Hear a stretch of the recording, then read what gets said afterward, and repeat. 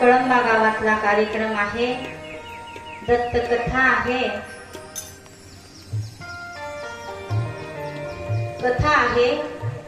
आणि लाईव्ह चालू आहे. रेखादासी भजन या YouTube चॅनलवर लाईव्ह चालू आहे. भरपूर भक्त पाहत आहेत आणि आमचे ग्रुप आहेत त्याच्यावर सुद्धा चालू आहे, चालू करून ठेवलंय. पण मी सुद्धा नारद मुनी सारखी गुंग झाली आहे.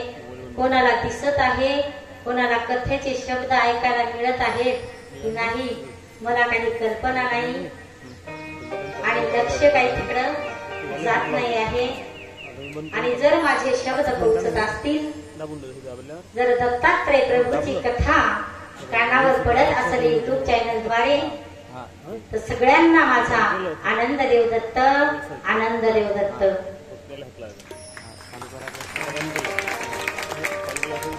असो. आणि अनुसया मातेनं बसायला सांगितलं आणि नारद मुनीची अनुसया मातेची चर्चा सुरू झाली. आणि चर्चेमध्ये सुद्धा अनुसया माता निर्गुण निराकाराचं भजन करत होती. आपण चर्चेमध्ये काय करतो ताई? आपल्या चर्चा कशा रंगतात? अमुक अशी, तमुक तशी, तमुक तसा, तमुक तसा. मगाशी सांगितलं, पाप आपण जाणून बुजून करत नाही तर पाप सहज होतात. कसे सहज होतात? बघा, एखादी तरुण मुलगी आणि एखादा तरुण मुलगा जर रस्त्यावर बोलत असतील, हसून खेळून शुद्ध मनानं जर बोलत असतील, शुद्ध प्रेमापोटी जर बोलत असतील आणि आपण त्यांना जर बघितलं तर आपल्या मनात काय येते? बोला. तरुण मुलगी आहे, तरुण मुलगा आहे, हे कोण असतील बोल? येते की नाही? असं येते काय? बहीण भाऊ असतील किंवा सच्चे मित्र असतील किंवा पवित्र नातं असेल यांचं. मग हे पाप न कळत आपल्याकडून घडतात. म्हणून पवित्र मन सदा ठेवायचा प्रयत्न केला पाहिजे. आणि एक दृष्टांत आठवला म्हणून सांगते. एक साधू महाराज जात होते रस्त्यानं आणि एका मायमाऊलीनं बघितलं साधू महाराजांना की यानं महाराज म्हणले, तुम्ही पायी पायी जात आहात, पायामध्ये चप्पल नाही, जे भगवे वस्त्र आहेत जीर्ण झालेले आहेत आणि नामस्मरण तपश्चर्या करून शरीर सुद्धा तुमचं जीर्ण झालं आहे आणि तुमचा चेहरा असा सांगतोय की तुम्हाला भूक आणि तहान लागली. यानं बापू माझ्या घरी या आणि मी तुम्हाला जेवण देते, पाणी देते, बसा, आराम करा, हातपाय धुवा, वस्त्र बदला, जे काय करायचं आहे ते करा. रस्त्यावरच्या संन्याशाला एका महिलेनं बोलवलं आणि त्या संन्यासी सुद्धा भुकेला आणि तहानेला होता. गेला आणि जेवण केलं, पाणी वगैरे पिलं समजा. आणि तिनं सांगितलं की महाराज आराम करा, भूक लागली, जेवण केलं. जेवण करण्यासाठी तिनं वरण भात भाजी पोळी जे घरात होतं, भाजी भाकरी जे काही असेल तेच वाढलं. आणि तिच्या मनामध्ये असं आलं की आता गोड काहीतरी केव्हा करू मी. भूक लागली महाराजांना आणि मी तर गोड वाढलं पाहिजे. बघा आता आम्ही दोन्ही टाइम काही ना काही खात आहोत. कालही गोड धोड होतं, पंचपक्वान्नाचं जेवण मिळत आहे की अतिथी जे आपल्याकडे आलेला आहे पोटभर जेवण झालं पाहिजे, अशी आपल्याकडे प्रथा आहे. कुठं? भारतामध्ये, दुसरीकडे नाही. असो. आणि तिनं जेवू घातलं तर शेजारणीच्या इथली खीर आणली. चला बा, घरचं सगळं वाढाव, खीर नाही, काहीतरी साखर उचली मागायला गेली. पटकन काहीतरी करते, रवा साखर देणं. आपल्यासारखं आताच्या काळासारखं पहिलं घरात काही नसायचं, आता भरपूर राहतंय सगळंच घरात. पहिलं 2 पाहुणे आले तर दुकानात पहिले पळावं लागायचं चहाला, पत्तीला आणि साखरेला. तसं नाही आताच्या काळामध्ये. आता रेलचेल झाली आहे सगळ्या गोष्टीची. शेजारणीकडे गेली, साखर आणाव, काहीतरी साधूला घरचं आहे ते वाढावं, स्वीट म्हणजे गोड काहीतरी कराव म्हणून गेली. आणि ती शेजारीण काय म्हणली, बाई साखर कशाला नेते, वाटीभर खीर ने ना, आताच स्वयंपाक झाला माझा, आम्ही कोणीच जेवलो नाही अजून, 12 वाजले तरी आम्ही जेवण केलं नाही, आणि या माझ्या गंजातली वाटीभर चांगली खीर नेन, तू साधूला वाढ, महाराजांना वाढ, पोटभर जेवतील. तिला ते पटलं. ती म्हणली बरं ठीक आहे. तिनं असं एवढ्या कटोरीमध्ये खीर घेतली, शेजारणीच्या इथून खीर घेतली. आता कसं आपल्या तुमच्या गावातल्यासारखं एकमेकाला न्या बा काय होते, असं खेड्यातली लोक कशी दयाळू मायाळू राहतात आणि प्रामाणिक राहतात, त्यांना काही वाटत नाही. शहरामध्ये असे प्रकार पाहायला भेटत नाही. एवढी कटोराभर खीर कोणी देत नाही. तुझ्या इथं साधू आला, तू ते धंदे करत बस, आम्हाला ते आवडत नाही असं म्हणतात शहरामध्ये. असो, शेजारणीच्या इथली खीर आणली तिनं अशी, महाराजांना वाढलंच होतं, आणि त्या पात्या अशा कटोरीमध्ये खीर आणली, आणि चांगलं शेजारणीचं घर 4 घराच्या अंतर होत. आणि अनायासे योगायोगानं म्हणा, दुर्योगानं म्हणा, वरून घार जात होती. घार सापाला पकडलं होतं, मोठा साप होता, आणि सापाच्या गळ्याला घारीनं पकडलं होतं. त्या सापाच्या वजनानं तिला उंच उडता सुद्धा येत नव्हतं, आणि ती घार अशी त्या बाईच्या अशी वरून जात होती. आणि साप घाबरला, सापानं प्राण सोडला गळा आवळल्यामुळे, आणि सापाच्या तोंडातून विष गळत होतं, आणि ते विष त्या खिरीमध्ये पडलं.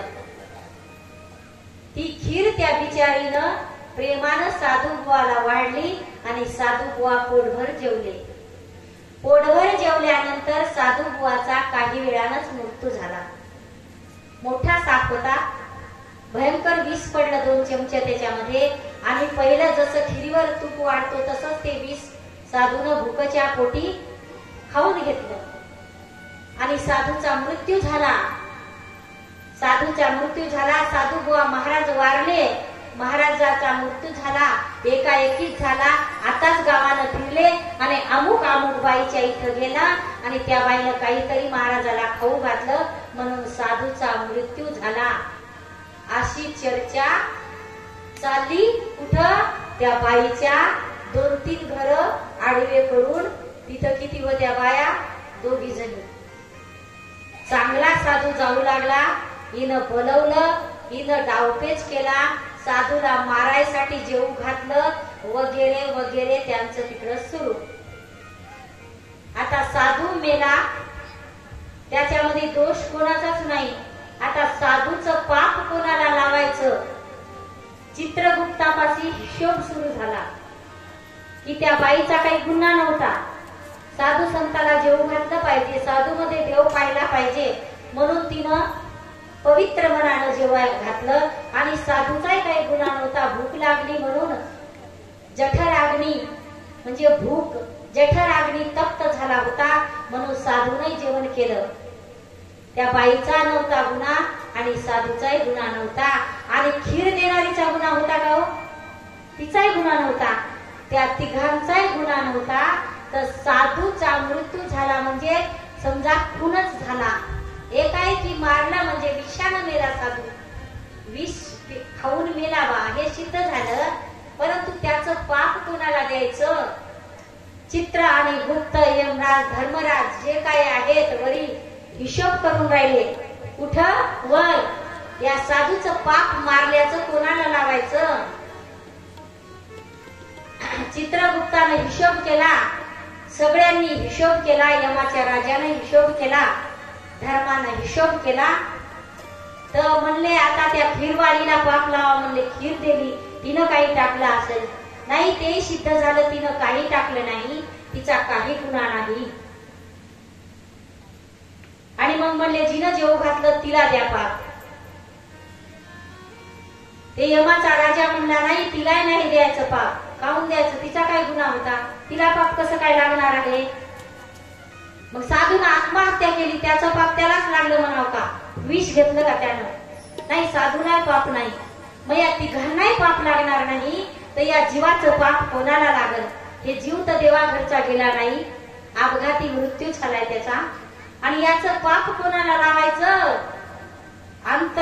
दृष्टीनं जे कर्मभूमीवर चालू होत, यमाच्या राजानं बघितलं, अरे अरे अरे या गावात नाही बरं का, म्हणसाल कळंबा गावात सांगा, या गावाचं नाही, या गावामध्ये साधू मेलाय आणि त्याचं पाप कोणाला द्यायचं, तर त्या दोघी करू लागल्या काय गाण्यानं, त्यांना बसलं पाप.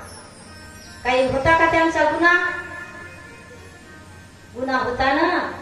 काय पाप घेतलं त्यांनी, पाप डोक्यावर घेतलं, असे नकळत पाप होतात. पण चाड्या करताना आपल्याला भान राहत नाही.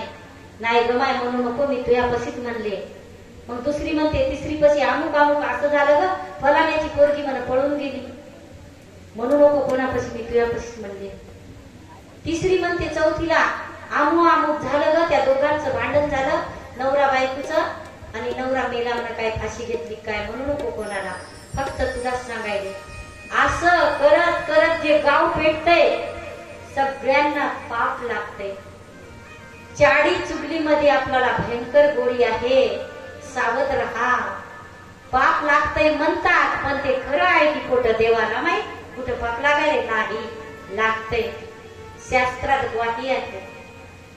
चाड्या चुगल्या, अनुसया माता पुढे येते की मी चाडी केली असेल तर तू माझ्या जवळून जाय, अशी आक्रोश करते अनुसया माता. म्हणून चाडी चुगलीपेक्षा आपण नामस्मरण केलं पाहिजे. नामस्मरण करायला मनच ओळख नाही हो, काय करावं. नामस्मरण करायला मनच ओळख नाही, प्रयत्न करतो, पण नामस्मरण केलं ना, नामस्मरणाला माळ घेऊन बसलं की विचित्र विचार येतात. विचित्र येऊ नाही, चांगले विचार येऊ नाही, वाईटही विचार येऊ नाही. चांगले विचार जरी आले तरी त्या नामापेक्षा चांगले विचार चांगले नसतात. ते विचार कितीही चांगले विचार असू द्या, तुम्ही माळ करू द्या, आणि उद्या जर म्हटलं तुम्ही माळ करताना की नाही मला मंदिरावर थोडस शेवटच्या दिवशी पंगत आहे, आणि जे माझ्या घरात आहे, जे घडलं ते धान्य मला नेऊन तिथं टाकायचं आहे, चांगले विचार झाले, पण ते माळ करताना नका करू. रिकाम जेव्हा तुम्ही असता तेव्हा रिकाम्या मनामध्ये ते विचार करा चांगले, आणि वाईट तर कसेच करू नका.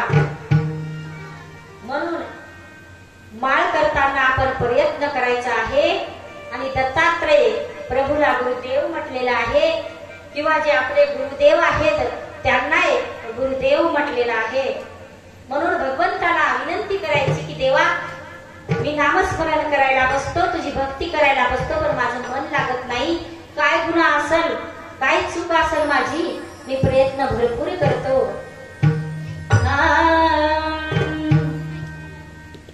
बराच गुरुदेवा उपाय केला.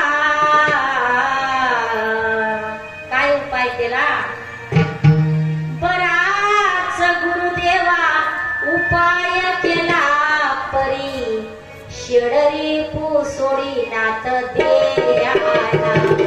शेडरी पुसोडी नाथ देयाला, शेडरी पुसोडी नाथ देयाला. बराच गुरुदेवा उपाय केला, बराच गुरुदेवा उपाय केला, शेडरी पुसोडी नाथ देयाला, शेडरी पुसोडी नाथ देयाला.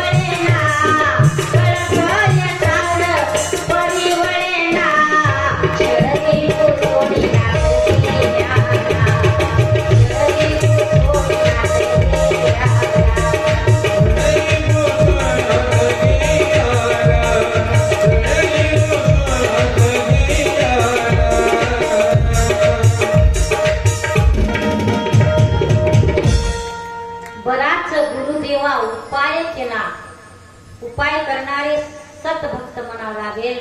नामस्मरण करताना, भक्ती करताना वाईट विचार का येतात, भक्ती असफल होईल याची भीती वाटते. आपण 2-2 तास भक्ती करतो. सकाळी नामस्मरण चालू आहे, रात्री खूप वेळ झाला होता, 11 वाजले होते प्रवचन सुटायला, आणि एवढ्या उशिरा झोपून सुद्धा नामस्मरणाला आंघोळी करून भक्त तयार. एवढा वेळ आपण नामस्मरण करतो, पण जर नाम घेताना त्या नामालाच आपल्या मनातल्या विचारांना जर मळवलं तर नाम पवित्र राहणार नाही. म्हणून नामामध्ये विचारांचे अडथळे नको. म्हणून एका भक्त विचारतो देवाला, हे देवा मी उपाय करतो, पण न कळत पाप येतात, न कळत विचार येतात. बराच गुरुदेवा उपाय केला, परी षडरिपू सोडीनात देह्याला. देह्याला या षडरिपून जखडले, जाळं टाकले. षडरिपू कोणते? काम, क्रोध, मद, मत्सर आणि दंभ, अहंकार.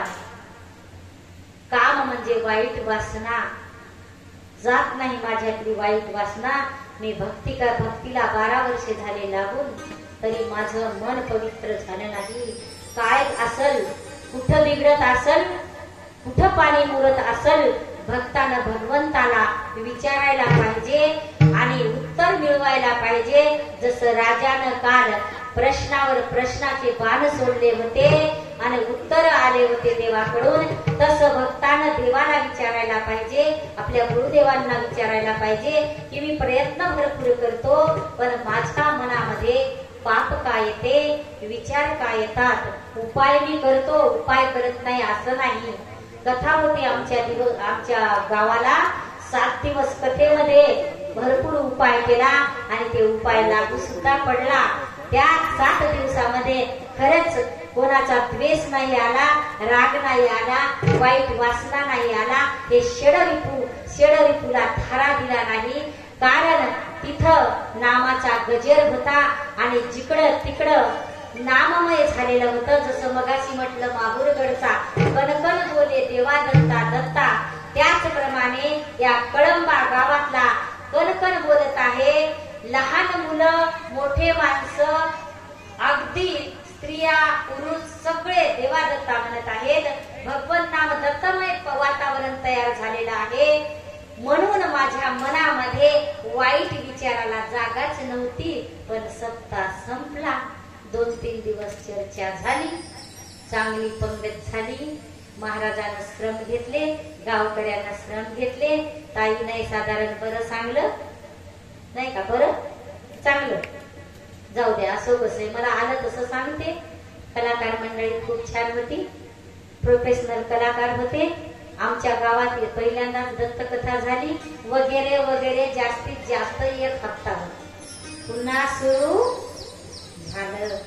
सावध राहायचं आहे. कथेतून काहीतरी घ्यायचं आहे. कथेतून घ्यायसाठी कथा असते, लुटायचं असते. आमच्या गावाजवळ एक गाव आहे, तिथं असा टर्न होता, म्हणजे असं कलायचं मोठा रोड होता आणि त्या गावाचं नाव होतं कलगाव. कलगाव महागाव.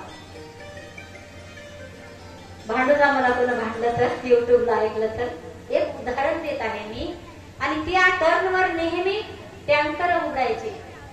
टर्न होता आणि भरलेले ट्रक नेहमी उघडायचे आणि जवळच गाव होतं. ते गाव उलथला ट्रक की पटपट एकमेकाला सांगायचे पटपट ते लुटायचे, त्याच्यातून घ्यायचे. साखर असो, एकदा गोड तेलाचं टँकर उघडलं, बकेटा, मडके, गाडगे, गिलास, वाट्या, गंज जे जे घरात आहे ते डब्बे, देवाला का तेल होईना, फोडणीला का होईना, सगळे लोक गेले आणि ते पूर्ण सांडलेलं जे टॅम्पू होता, ते काय टँकर होतं तेलाचं, सगळं गोड तेलाचं टँकर लोकांनी भरून आणलं. उदाहरण सांगत आहे, त्यांनी लुटला ते खजिना, ते भरून आणलं, लुटला. पण हे बाहेरचा खजिना त्यांच्यापाशी राहिलं का? तेल संपून गेलं, लुटला. लुटूचा साहजिक आहे, जे मिळालं ते लुटायला पाहिजे. तसाच हा खजिना चालू आहे तुमच्या गावात. 7 दिवस तुम्हाला खजिना लुटायचा आहे. कथारूपी खजिना, कथारूपी नामरूपी खजिना लुटायचा आहे. आणि ते खजिना कधीच संपणार नाही. तुम्ही मरले तरी त्याला घेऊन जाणार आहात, असा खजिना लुटायचा आहे. आणि आपण नेहमी म्हणत असतो की मेल्यावर काय संग येते, मेल्यावर संग काय येणार आहे. बाप लेकाला कुरकुर करतोय, मी किती दिवस बैलाला पाणी पाजू, किती दिवस चक्कर घालू, एवढे दिवस शेतावर किती दिवस जाऊ, एवढे दिवस मी केलं, एवढं तुझ्यासाठी कमावलं, आता माझ्याच्यानं होत नाही. मी काय संघ बांधून नेणार आहोत, मी काय सोबत घरदार नेणार आहोत. कळायला घरदार नेणार नाही, कोणतंच काही नेणार नाही, फुटकी कवडी सुद्धा येणार नाही, एवढं सोनं सुद्धा येणार नाही, हे कळतंय. पण वळतंय का? म्हणतो नुसतं सोबत नेणार नाही, पण सोबत काहीतरी येतंय. सोबत आपल्या काय येतंय हे सगळ्यांना माहित आहे. नाम येते, भगवत भक्ती सोबत येते, पण जे सोबत येते ते न्यायचा प्रयत्नच करत नाही आपण. एक दिवस असा येते की आपण कुचकून वर जातो. म्हणून कळतय परी वळतय, कळतय परी वळेना. आताच आपण पदामधून ऐकलं, कळलंय पाहिजे आणि आचरणात आणलं म्हणजे वळलंही पाहिजे. म्हणून आणि जर व्यवस्था, जर देवाने व्यवस्था जर अशी केली असती, आवाजाकडे लक्ष असू द्या, देवानं जर अशी व्यवस्था केली असती की तुमच्या सोबत थोडस न्यायला जमणार आहे, जे कमवल त्याच्या सोबत काहीतरी सोन्याची पट्टी गिट्टी, अर्धा बिस्किट, नाही तर एका बिस्किटाची सोन्याच्या परवानगी आहे, तुम्ही जाताना घेऊन जा. आताच मी सांगितलं की जीव केवढा असतो. आपल्या देहानं जीवाला सोडल्यावर, जीवानं देह सोडल्यावर वर जेव्हा यमन येतात, जीव मोहरीच्या 60व्या भागा एवढा असतो. आताच ऐकला आपण. मग त्या 60व्या भागा अगदी आपल्याला नजरेनं दिसत नाही. आपण व्यक्ती मेल्यावर म्हणतो कुठून जीव गेला काय नाही, डोळे उघडे आहेत, डोळे वाट गेला का, नाका वाट गेला का, तोंड वाचलेला आहे, तोंडा वाट गेला, कोण्या वाट गेला. वाटा अनेक आहेत शरीराला, कोण्या वाट गेला कळला नाही, कारण दिसतच नाही, ते अति सूक्ष्म आहे. आणि त्या जीवासोबत जर काही नेण्याची देवानं परवानगी दिली असली तर आपण नक्कीच नेलं असतं. पण ते तिकडं खूप लक्ष लागलं असतं की मला सोन्याचा बिस्किट नेता येते, मी वर नेईल आणि त्याच्यावर जगल, सोबत काहीतरी शिदोरी पाहिजे, नक्कीच प्रयत्न केला असता. पण ती झंझट भगवंताने ठेवलीच नाही.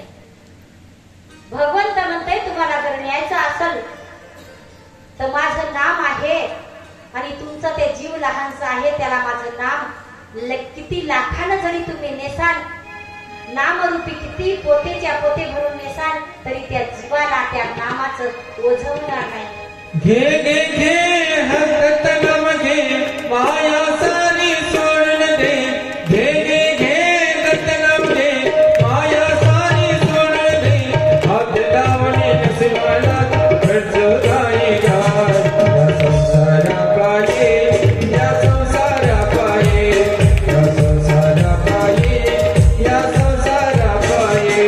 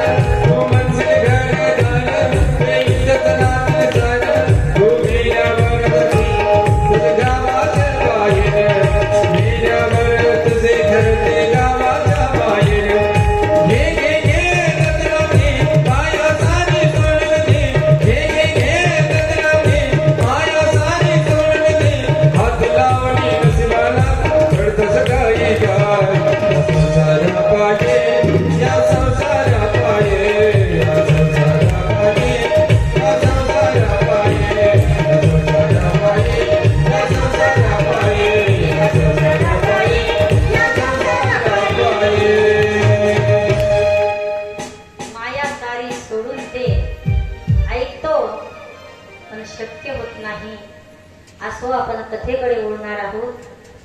नारद मुनीच्या अनुसया मातेचं दर्शन झालं. नारद मुनी बद्रिकाश्रमावर काही दिवस राहिले आणि छान आनंद लुटला नारद मुनी आणि वापस गेले. आणि जे स्वरूप पाहिलं, जी शक्ती पाहिली, नारद मुनीला ती शक्ती भागली आणि नारद मुनीच्या मुखामध्ये नारायण नारायण सोडून नारद मुनी अनुसया मातेचेच गुण गान करत करत फिरू लागले. कारण ती प्रचंड शक्ती होती, ती आदी माया होती, मूळ माया होती. जे कालच मी सांगितलं, जे होता धुंधुनकार अतर्क्य मूर्ती आगोचर, गुरु नाम दोन्ही अक्षर भरले होते दुमदुमित. हे पहिल्या दिवशीच विषय झालेला आहे. गुरु नाम दोन्ही अक्षर जे निर्गुण आहे, जे प्रचंड शक्ती म्हणूया, आनंद मालक म्हणतो आपण, समजण्यासाठी जी प्रचंड शक्ती आहे, त्या शक्तीच्या मनामध्ये सृष्टी निर्माण करण्याची इच्छा झाली. तुम्ही म्हणाल, कोणी म्हणून सृष्टी त्या शक्तीनं, आनंद नावाच्या शक्तीनं सृष्टी निर्माण केली कशी काय म्हणता? आम्ही तर असं ऐकलंय, विष्णूच्या बेमीमधून कमळ निर्माण झालं, ब्रह्मदेव निर्माण झाला, त्यांनी सृष्टी निर्माण केली. नीट लक्षात घ्या, एकच सृष्टी नाही आहे. प्रथम सृष्टीचा विषय चालू आहे, अनेक सृष्ट्या झाल्या. म्हणून सृष्टी निर्माण झाली, इच्छा निर्माण झाली आनंद मालकाची की आपण सृष्टी निर्माण करावं. थोडक्यात सांगायचं आहे. आणि इच्छा निर्माण झाली, मन निर्माण, मनापासून शक्ती निर्माण झाली. आता 4 खाणीचा विषय येणारच आहे. 4 खाणीपासून जीवजंतू तयार होतात. माणसं एका खाणीमध्ये जारापासून येणारे, अंड्यापासून येणारे, नाही का, याच्यापासून. तसं मनापासून निघणारा एक खाण आहे. मनातून निर्माण झाली, महाराजांच्या आनंद मालकाच्या इच्छा निर्माण झाली, तिथून इच्छा शक्ती झाली. ती आनंद मालकानं इच्छा शक्तीला निर्माण कुठून केलं? मुखाद्वारे निर्माण केलं. निर्माण झाली इच्छा शक्ती, प्रसवली. इच्छा शक्तीनं 4 पदार्थ तयार केले, म्हणजे आनंदापासूनच 4 पदार्थ आले. मगाशीच 4 पदार्थाचा विषय झालेला आहे. अशी निर्मिती होत होत झाली. आणि अशा प्रकारे नारद मुनी अनुसया मातेच्या बद्रिका आश्रमाहून गेले, सत्यलोकी गेले. पुन्हा नारद मुनीचं काम काय होतं? काम चांगलं होतं. जरी नारदाला नारद मुनी म्हणतात, कळलाव्या नारद म्हणतात, पण त्यांनी कळा कशाच्या लावल्या? खऱ्याच कळा लावल्या आणि सुधारण्यासाठी कळा लावल्या. नारद मुनी गेले सत्यलोकी, ब्रह्मदेवाच्या लोकी गेले आणि अनुसया मातेचे गुणगान करत करत गेले. आणि सावित्री म्हणली, बसा स्वामी, बऱ्याच दिवसाचे आला, कुठे गेले होते? नारदाने सांगितलं, मी कर्मभूमीवर गेलो होतो. आणि तुम्ही भजन तर नारायणाचं सोडलं ना, आता दुसरं धरलं काहीतरी. नारद ऋषी म्हणले, ते प्रचंड शक्ती आहे आणि ती माझ्यामध्ये आली, त्याला तरी मी काय करू? अनुसया मातेचं गुणगान करत करत नारद मुनी गेले. लक्ष्मीला अनुसया मातेची सगळी कहाणी सांगितली की हे सावित्रीला कहाणी सांगितली आणि म्हटले की तुमच्या तिघींपेक्षाही एक कर्मभूमीवर एक अशी महिला आहे, एक अशी शक्ती आहे, एक अशी पतिव्रता आहे की तिचं मी वर्णनच करू शकत नाही, शब्दांमध्ये वर्णन करू शकत नाही. पण तिचा आपोआप मला लळा लागलाय. हे भजन जे मी करतो ते त्या माऊलीचं भजन आहे. नाराज झाली सावित्री, शक्यच होत नाही म्हणली. नारद मुनी शक्यच होत नाही म्हणजे, आमच्यापेक्षा श्रेष्ठ कोणीही असू शकत नाही, आम्ही तिघीच श्रेष्ठ आहोत. नारद मुनी म्हणले, बरं ठीक आहे बा, मानत असते का कोणी?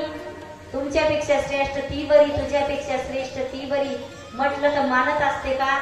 मोठी सून साधी सुधी समजा असली एखादी आणि आपण म्हटलं तुझ्यापेक्षा ती जरा चलाक आहे ग, ती जरा चिंट आहे ग, ती जरा तुझ्यापेक्षा समजदार आहे, तर मोठी सून मानल का? आजवर केलेलं गेलं म्हणायची. आणि आता ती आली तर तिचे गुणगान गाता. तसंच एका स्त्रीच्या पुढे दुसऱ्या स्त्रीचे गुणगान करणं त्या स्त्रीला पहिल्या आवडत नाही. म्हणून सावित्रीला हे अजिबात आवडलं नाही. फार सावित्री टेन्शन मध्ये आली. सावित्री ब्रह्मदेवाची राणी पत्नी कांता फार टेन्शन मध्ये आली, फार दुःखी झाली, फार ताण आला तिच्यावर. मला या दोघींपैकी मला कमी लेखलं असलं नारदानं तर काही हरकत नव्हती. पार्वतीपेक्षा सावित्री कमी नारद मुनी म्हणले असते तर आम्ही किती केलं तर देवे आहोत, देवांच्या पत्नी आहोत, काही वाटलं नसतं आमच्यात आमचं. पण कर्मभूमीवर राहणारी साधी महिला देवी नाही काही नाही भूमीवर राहते आणि कर्म करते तेव्हा तिचं पोट भरते. कर्मभूमी म्हणजे काम कर्म करावं लागतंय तेव्हा पोट भरतंय. स्वर्गामध्ये कर्म काहीच करावं लागत नाही, भयंकर सुख आहे. म्हणून ही कर्मभूमी आहे. तर असं करत करत नारद मुनी म्हणले तुम्ही मानत नसले तर ठीक आहे बा, आता काय करू. नारद मुनी थांबा थांबा जाऊ नका, मी टेन्शन मध्ये आहे, माझं टेन्शन मिटवा. तुम्ही खोटे तर बोलत नाही पण टेन्शन आलं मला, ताण आला डोक्याला, आमच्यापेक्षा श्रेष्ठ साध्या कर्मभूमीवर आहे म्हणतात. तर याचं कसं काय काय विलाज आहे, तिचं सत्व कसं पाहायचं आणि तिला आमच्याहून खाली कसं करायचं, कमी कसं करायचं, काही विलाज सांगा ना. नारद मुनी गुरु सारखे होते आणि नारद मुनींनी सांगितलं मी तर काही विलाज याचा करू शकत नाही, तुम्ही एक काम करा सावित्री माई, तुम्ही एक काम करा की ब्रह्मदेवाला ही गोष्ट कानावर घाला, ते काहीतरी करतील ना विलाज. तुमच्यापेक्षा श्रेष्ठ कशी असू शकते, काहीतरी करतील. आता ब्रह्मदेव माझं ऐकतील का. तुम्ही नेहमीप्रमाणे काय करायचं ते करा, रुसा फुगा काय बायाची काय आयडिया असते ते बायाच जाणतात. हसल्या. असो सावित्री रुसली, नाराज झाली, अतिशय दुःखी झाली. अतिशय सावित्री मातेचा बीपी लो झाला आणि ब्रह्मदेव आले. का सावित्री घरात दिवा लावला नाही, एवढी दुःखी मी तुला कधी पाहिलं नाही ग, का एवढी दुःखी आहेस. म्हणून विचारलं. सावित्रीनं बरोबर तिच्या आयडियामध्ये उत्तर दिलं. असं कर्मभूमीवर एक पतिव्रता आहे ना, आमच्यापेक्षा श्रेष्ठ ती कशी असू शकते. तिचं तुम्ही काहीतरी सोय लावा, तिच्या पत्त्यानं घरी जा तिच्या आणि तिचं सत्व घेऊन या, त्याच्याशिवाय आम्हाला चैन पडत नाही.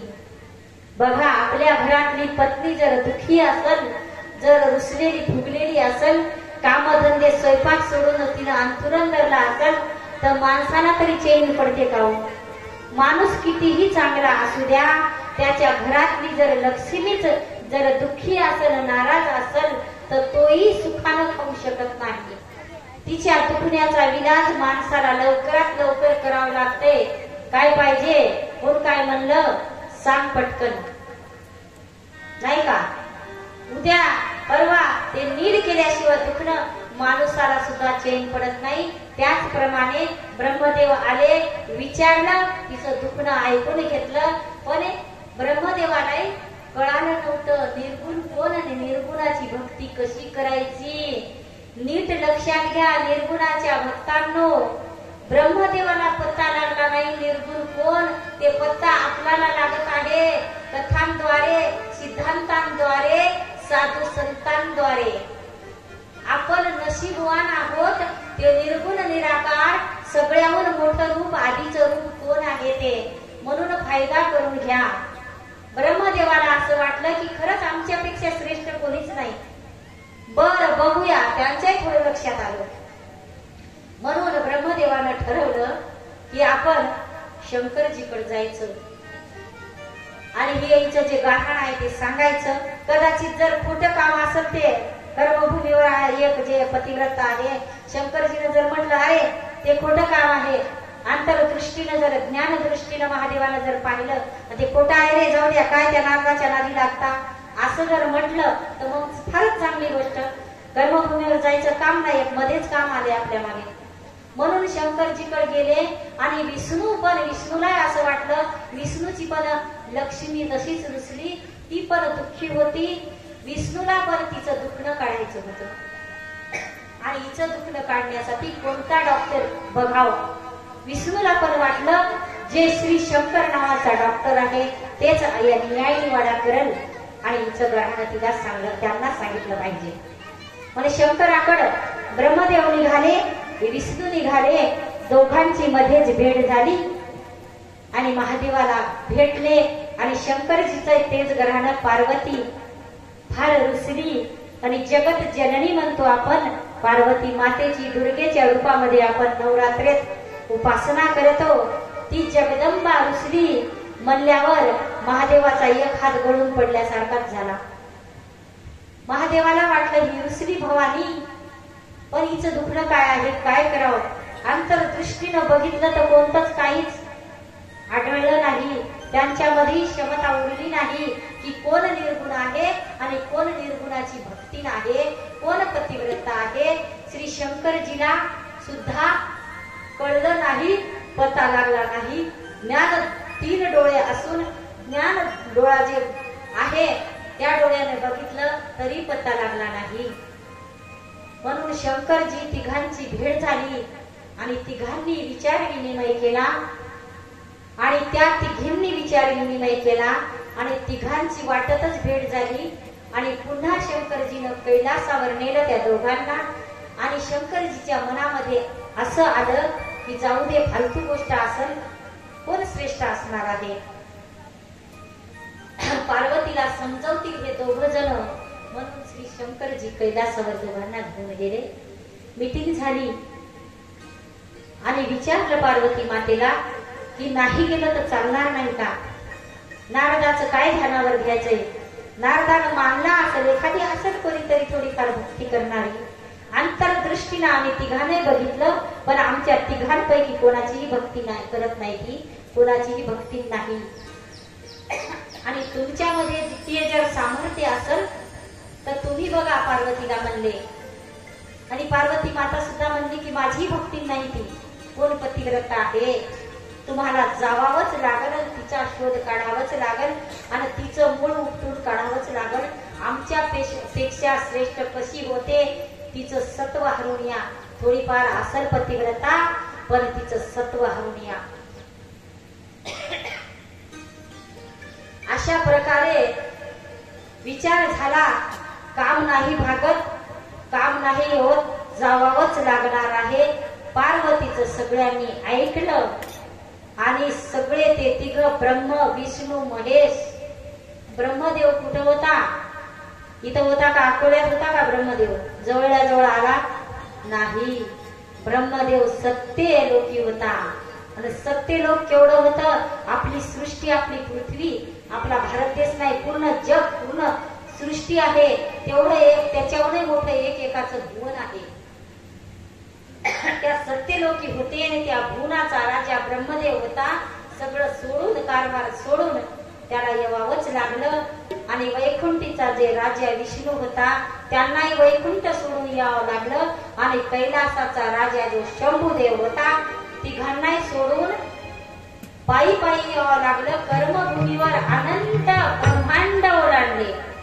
कुठून आले, अनंत ब्रह्मांड ओलांडून आले. आणि अशा प्रकारे येता येता येता कसे तरी बद्रिका आश्रमावर पोहोचले. पहिल्या दिवशी सांगितलं की भारतामध्ये बद्रिका आश्रम कुठं आहे, उत्तराखंड मध्ये बद्रिका आश्रम आहे. ते एक पवित्र तीर्थक्षेत्र आहे. आणि आता अनुसया माता अत्रि ऋषी त्या आश्रमावर आहे, मूर्ती रूपामध्ये आले. तर अत्रि ऋषी साधना करताना सुरुवातीला भेटले त्या तिघांना भेटल्यावर साधेनातील जागृत झाले. आणि कोणीतरी 3 संन्यासी आले आहेत आणि आमच्या झोपडीवर गेलं पाहिजे, भुकेजून आले आहेत. तेव्हा जागोजाग हॉटेल नव्हते, येता येता हॉटेलवर समोसा खायला. फार दुरून आलेले दिसतात, फार थकून आलेले दिसतात. आणि माझी जी कांता आहे, माझी जी पत्नी आहे, ती यांना नक्कीच भोजन पोटभर घालील.